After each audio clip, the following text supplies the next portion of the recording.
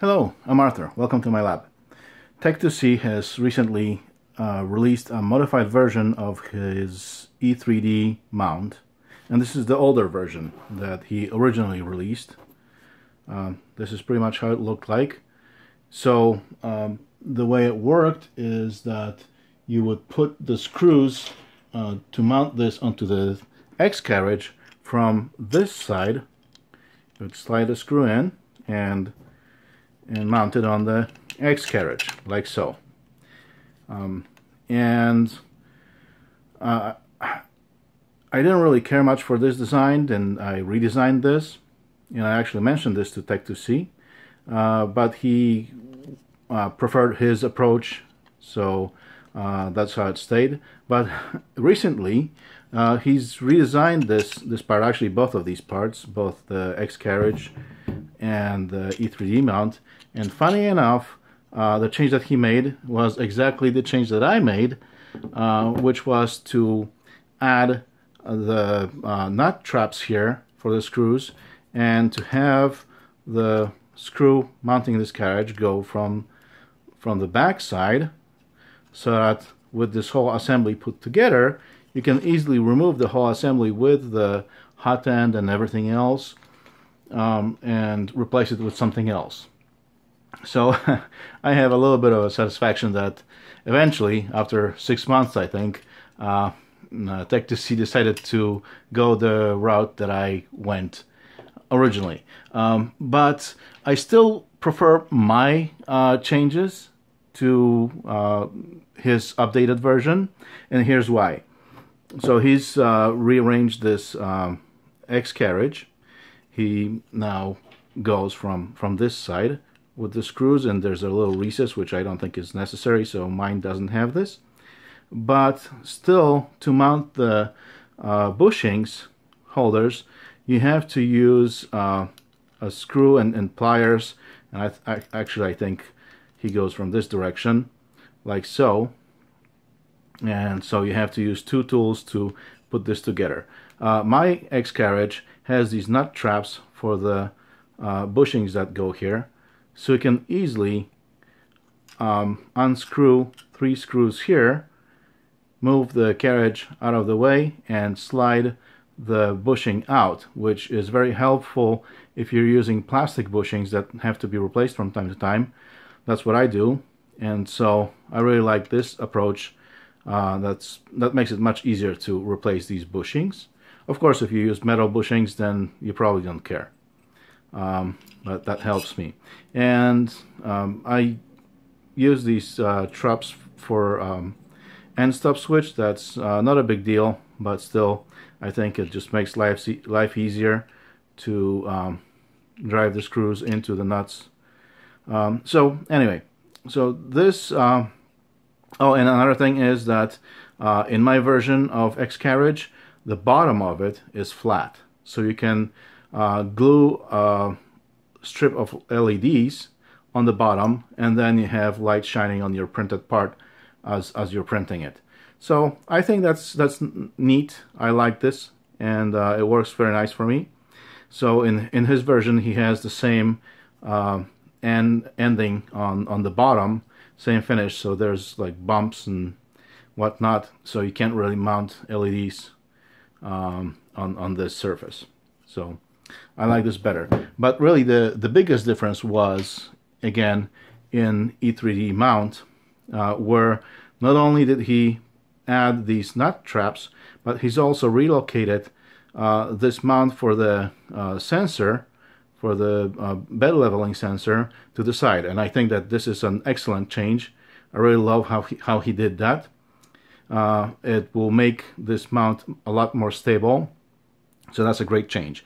But still, I like my changes better, because what I did was not only add these nut traps here for mounting this on the X carriage from rear, but also I've added these nut traps for the fan. So here, this is the original version, and I'm not even sure how the fan is supposed to be mounted. Maybe you screw the screws for the fan duct straight into plastic. I'm not sure, but my version has nut traps here, so that's a much better mount. And again, this is the new thing that Tech2C added, the new mount. So my modified version also has this. But while I was modifying this, I've also decided to extend this arm. This is where the fan goes.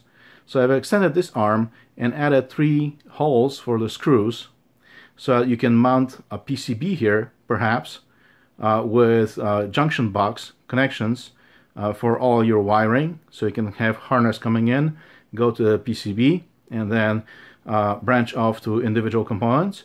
Or you can just use these holes for zip ties to attach your harness coming to the X carriage using these holes. So I think that's a better approach than what Tech2C did, which was keep original shape. And I'm sorry, I don't think I have this mount in the, oh no, I do. So he added just a little opening here through which you can put a zip tie and attach your harness. I think that having 3 mount points is much more secure. And also, it really drives me nuts on my existing E3D mounts that this fan is only attached at this one point, and it kind of wobbles around and can move and detach. So I've added this arm here, and now you have 2 mount points for the fan. So now this fan is not going anywhere.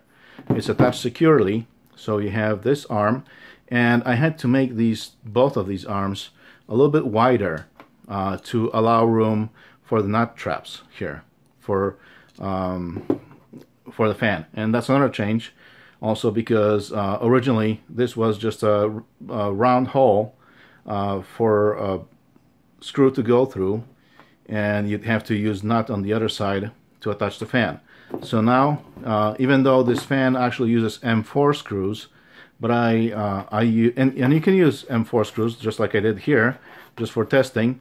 You can just drive M4 screw into the plastic, and that should be sufficient to mount the fan. Or what I'm going to do is I'm going to use regular M3 screws and drive them into the nut in this part. So again, 2 mount points for the fan, so this will be a lot more secure, a lot more stable. And this is my modified version of the fan duct. So you can print it standing up like this, vertically, and that's why I added these slopes here at 45 degrees, so that it's easier to print this. And all we need now is a new design for BL Touch, for those of us who want to use BL Touch, to use this new mount, and we'll be all set. But the main change that I made, again, I think that this is an improvement on the improvement that Tech2C made recently. So if you like this part, go ahead and download it from Thingiverse. I'll post the link